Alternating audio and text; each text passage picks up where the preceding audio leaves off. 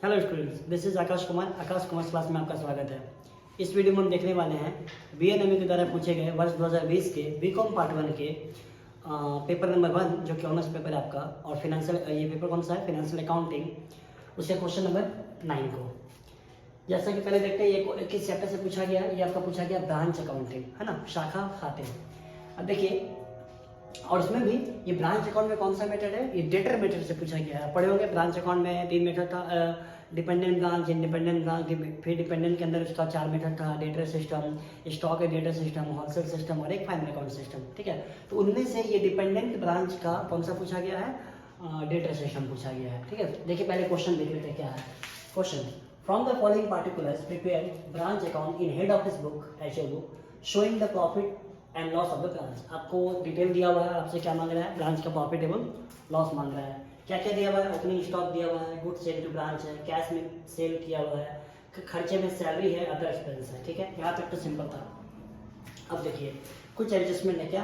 Closing stock could not be as certain but it is known that the branch sells at cost plus 20%, है ना। ठीक है, कह रहा है कि इस ब्रांच में क्लोजिंग स्टॉक निकालना क्या है, मतलब मुश्किल है। कह रहा है could not be as certain, नहीं as certain किया गया, लेकिन इतना पता है कि ब्रांच जो भी माल बेचता है ना, वो कैसे बेचता है, कॉस्ट पे 20% का प्रॉफिट जोड़ के। ठीक है, एक एडजस्टमेंट ये हुआ। दूसरा adjustment, branch manager is entitled to a commission of 5% on the profit of the branch before charging such commission, है ना।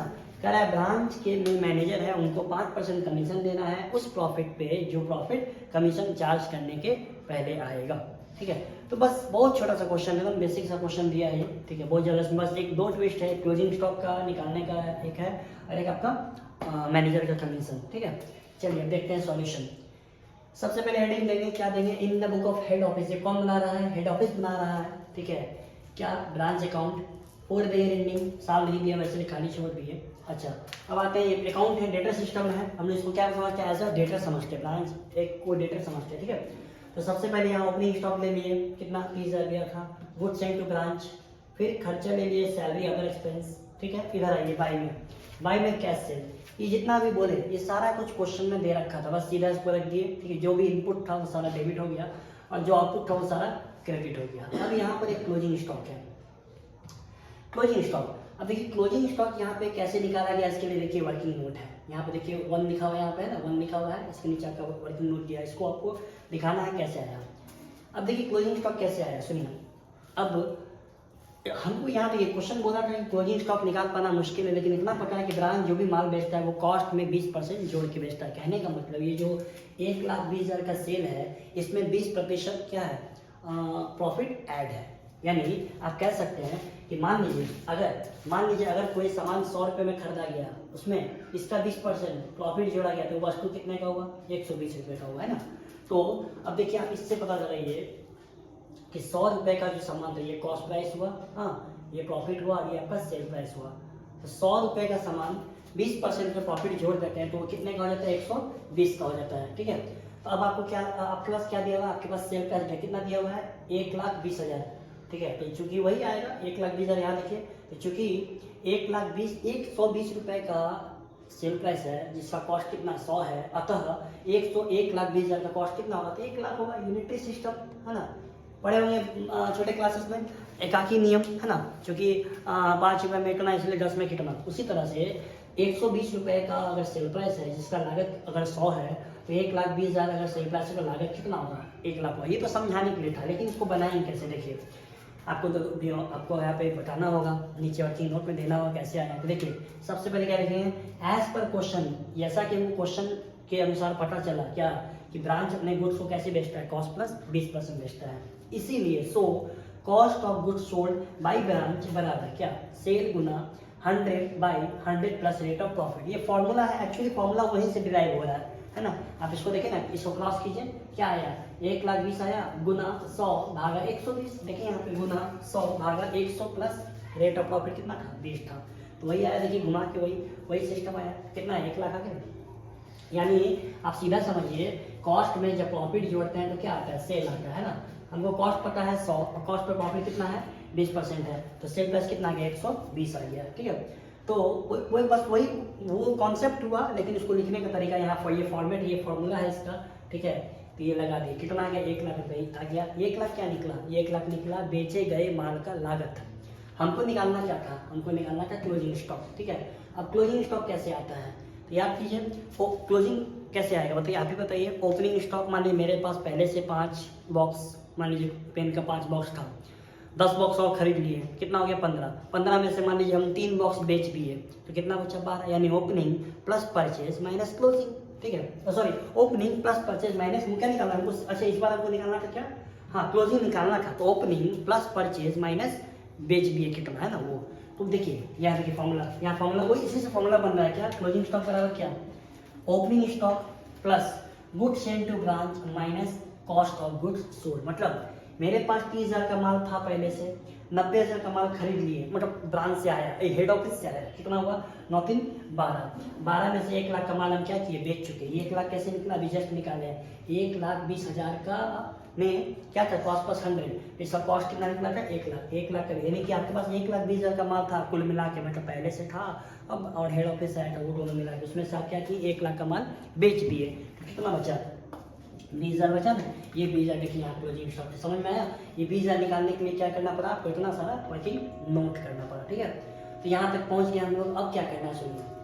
अब यहाँ से इसको पहले देखिए, अब आप बोलिएगा हम यहाँ ब्रेक क्यों किए, ये लेजर को यहाँ से बीच में तोड़े क्यों, है ना, यहाँ देख रहे हैं यहाँ से तोड़े हैं लेजर को बीच में, क्यों तोड़े, क्यों ब्रेकअप किए इसका हम, क्योंकि हमको निकालना था कमीशन। अब देखिए ऐसा आप बताते हैं, बिना ऐसा किए भी बना सकते थे, लेकिन ऐसा करने से ना आपका वर्किंग नोट मैंने वर्किंग नोट में लिखने से आपका समझिए काम बच जाएगा। कैसे बच जाएगा, क्योंकि अगर हम सीधा लेके चले जाते ना तो ये 6,000 रुपया मेरा नहीं दिखता, मतलब इस पूरे फॉर्मेट में 6,000 रुपया नहीं दिखता, तो नहीं दिखता चूंकि हमको 6,000 का कमीशन मारना था, तो उसके लिए फिर हमको वर्किंग नोट देना पड़ता है ना, फिर उसका लंबा चौड़ा कैलकुलेशन करना पड़ता है। इससे बेटर है, सबसे अच्छा उपाय यही है कि आप क्या करें, लेजर को यहाँ से ब्रेक कर दें। तो हम देखिए क्या किए, पहले इतना लिए, ये सब लिए, 140 हुआ, 140 माइनस 30 90, इतना कितना आया 6,000 रुपया। ये प्रॉफिट नहीं है, इसको हम तोड़े हैं क्यों कि यहाँ पे ये लाइन पड़ी पहले, ब्रांच मैनेजर को कमीशन देना था कितना परसेंट, 5%, किस पे, कमीशन देने के पहले वाले प्रॉफिट पे।